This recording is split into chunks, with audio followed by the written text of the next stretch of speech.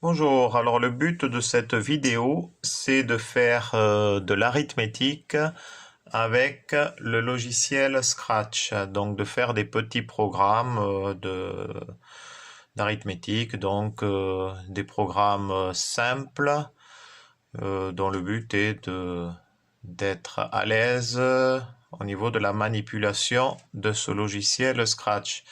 Alors, on va demander donc de choisir un nombre et de savoir si ce nombre est pair ou impair. Donc, habituellement, on le sait, hein, si un nombre est pair ou impair, il est divisible par 2, donc il est pair. Et bien, c'est ce qu'on va faire.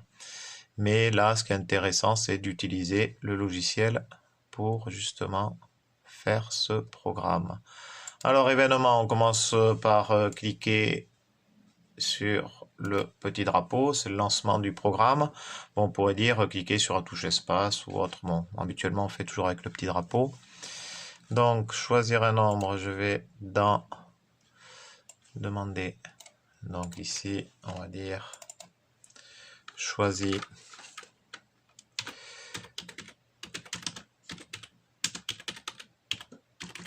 un nombre. Et donc du coup, je vais après dans variable. Et je vais créer ma variable. Donc on va dire petit n, le nombre choisi. OK. Voilà, il est ici. Et je vais mettre à petit n la réponse à la question. Alors du coup, je revais dans capteur et je mets réponse. Voilà. Donc ensuite, je vais dans contrôle. Si, alors, sinon. Si, alors, sinon. Et là, je vais dans opérateur. Donc, si là, alors là, je cherche modulo. Oui, modulo, il faut savoir l'utiliser.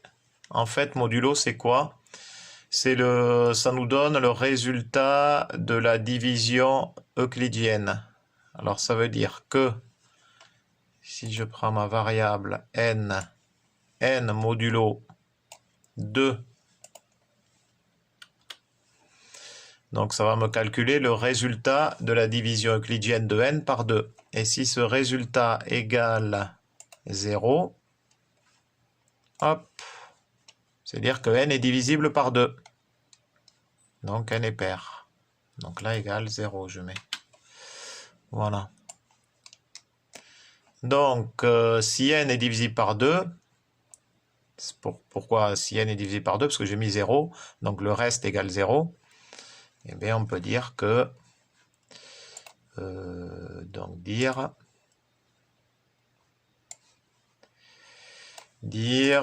pas dire bonjour, mais le nombre choisi est pair. Voilà. Sinon, alors je ne vais pas m'embêter, je vais faire dupliquer. Dupliquer là. Sinon, le nombre choisi est impair. Voilà. Et ça serait bien de raccrocher tout ça. Donc, on va voir ce qui se passe ici. Donc, je clique sur le drapeau, choisir un nombre. Donc, je choisis, je sais pas moi, je choisis 13. Donc, entrée. Le nombre choisi est impair, bien entendu. Je vais choisir par exemple 48. Le nombre choisi est pair. Voilà, bon, ça aurait été bien de dire, par exemple, ici, là, de faire un petit regroupement. Donc, on va dire regrouper. On va aller dans, dans variable. N est pair. Voilà, comme ça, on reprend le nombre choisi au départ. Donc, ici, dire n est pair. Et sinon, ici, dupliquer. On va mettre ici, là. Donc, le nombre est impair. Voilà, ça permet un petit peu de manier le logiciel. Donc, regardez, si je fais par exemple 25, 25 est impair. Ah oui, alors là, par contre, c'est pas très joli. Je vais du coup laisser un petit espace là. Voilà. Et là, du coup, pareil. Ici, pour que ça présente un peu mieux. Voilà. Voilà, donc je reclique sur le drapeau, choisir un nombre 21. 21 est impair. Hop, je reclique, choisir un nombre 12. 12 est pair. Ok, ça marche. Maintenant, j'aimerais bien faire le programme pour savoir si la somme de trois nombres consécutifs est un multiple de 3. C'est quelque chose qu'on a vu à la précédente vidéo, mais qu'on n'a pas mis en programme. Alors, voyons voir. Donc, ce que je vais faire, donc tout ça, je l'enlève. Je reviens à variable. Je vais ici appeler, renommer la variable, je vais dire que c'est n1, le premier nombre qu'on va choisir. Je vais créer donc deux autres variables, n2, deuxième nombre, et créer une autre variable, n3. Voilà. Alors, donc, choisir un nombre et attendre. Donc, mettre n1 en réponse. Et on va dire même choisir un premier nombre. C'est mieux. Voilà. OK. Et du coup, ça, je vais faire dupliquer. Je mets là. Et à nouveau, ça, dupliquer. Et je le mets là. Voilà. Pour gagner du temps. Donc, choisis un premier nombre. Choisis un deuxième nombre. Deuxième nombre. Et choisis un... Tac. Troisième nombre. Alors, forcément, du coup... le deuxième nombre, on va dire que ça va aller sur AN2, la réponse, et la réponse du troisième nombre à N3. Alors après, on va à contrôle. Si, alors sinon, toujours pareil, la boucle qui va bien. Donc, on va faire... on va là. Ah oui, là, ça aurait été bien que je remette de ce côté-là pour qu'on voit ce que je fais. Voilà. Donc, du coup, on va faire une succession de plus. Ici, là, plus... et plus, donc variable, n1 plus n2 plus n3. Ah, j'étais parti celui-là. Hop, reviens ici. Tac, voilà. Ah, tu y restes là ou quoi? Hop. Voilà, toi tu te mets là. Voilà. Donc, j'espère qu'on y voit là. Oui, ok. Alors, si alors... Donc, ça veut dire que si le résultat de tout ça... Donc, je reviens du coup à capteur. Ah oui, mais là, il faut que j'aille à modulo. Voilà. Ok. Le résultat de tout ça, modulo... Hop. Voilà. Modulo 3. Ça veut dire que le reste de la division euclidienne de cette somme-là par 3 égale 0. Donc égale 0, je vais le chercher. Mettre égal.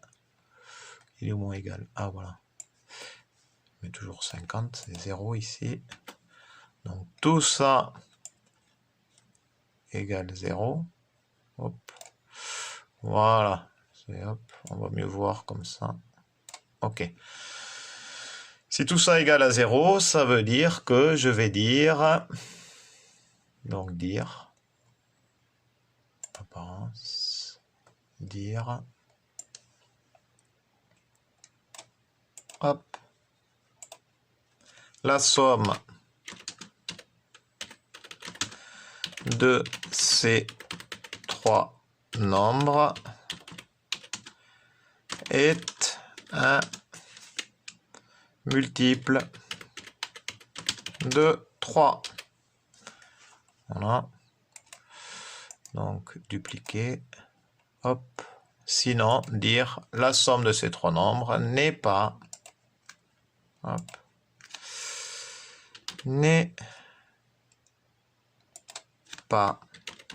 un multiple de 3. Alors, on va voir ce que ça donne. Hop. Donc, je clique sur le drapeau vert. Choisis un premier nombre. On va prendre 1. Choisis un deuxième nombre. 2. Choisis un troisième nombre. 3. La somme de ces trois nombres est un multiple de 3. Ok, ça marche. Puisqu'on sait très bien, on a démontré la somme de trois nombres entiers consécutifs. Oui, il s'agit bien de nombres entiers, je n'ai pas précisé. Donc je le dis, la somme de trois nombres entiers consécutifs est bien un multiple de 3. Dans une précédente vidéo, on l'a démontré quel que soit le nombre entier.